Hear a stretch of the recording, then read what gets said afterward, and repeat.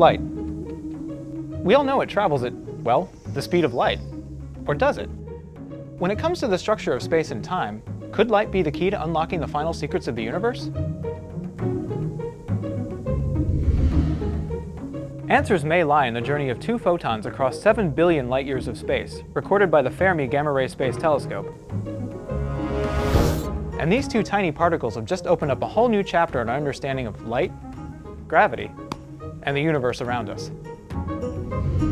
We're really excited because we've captured rare experimental evidence probing the fundamental structure of space and time. Meet NASA's gamma-ray detectives. Led by project scientist Julie McHenry, they're searching for clues about the high-energy mysteries of our universe.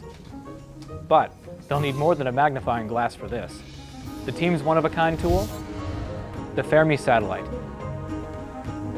Fermi looks at gamma rays, the highest energy form of light, and it just surprised everyone with a discovery about the fabric of space and time.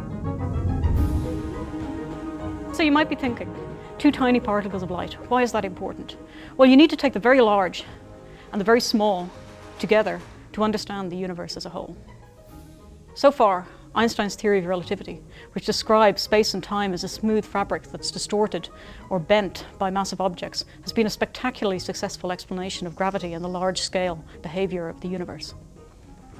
Whereas quantum mechanics, another spectacularly successful model, describes the workings of atoms, subatomic particles, and some of the fundamental forces of nature. But scientists have never been able to reconcile the two. Both relativity and quantum mechanics are equally fundamental in their own regimes. So scientists want to find a theory of everything that describes the universe as a whole.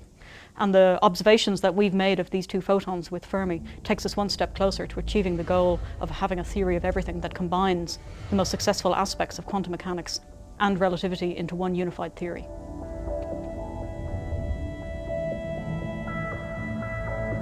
To add to this puzzle, other telescopes have observed gamma rays with different wavelengths arriving at Earth at different times.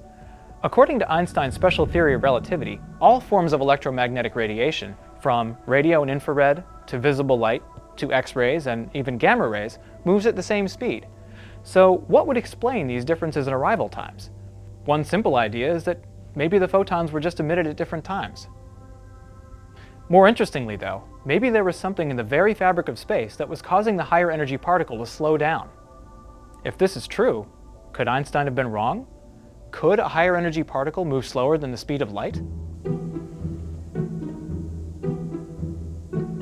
Several ideas, which attempt to reconcile relativity and quantum mechanics, suggest that space and time are not actually smooth and uniform, but are instead a seething froth when seen at the smallest scale.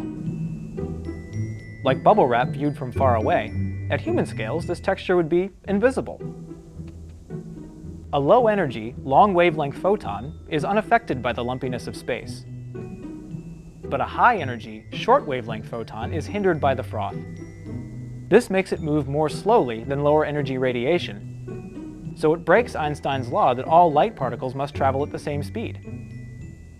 However, this explanation had little experimental proof either way, until Fermi arrived.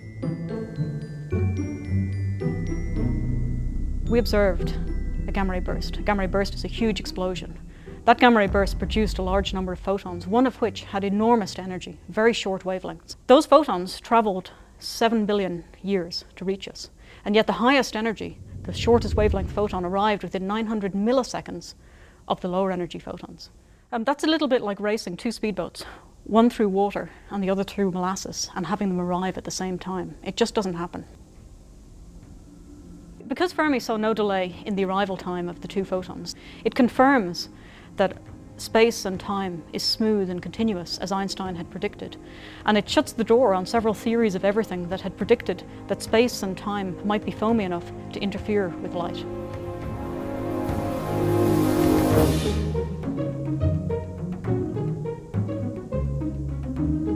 So, if space-time really isn't just invisible bubble wrap, what is it?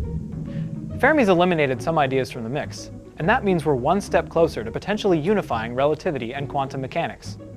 After all, science is a process of elimination, and unless we keep eliminating, we may never know if this theory of everything actually exists hidden in the math of our universe. But for now, we'll have to keep searching for clues beyond our small planet. because the answers truly lie among the stars.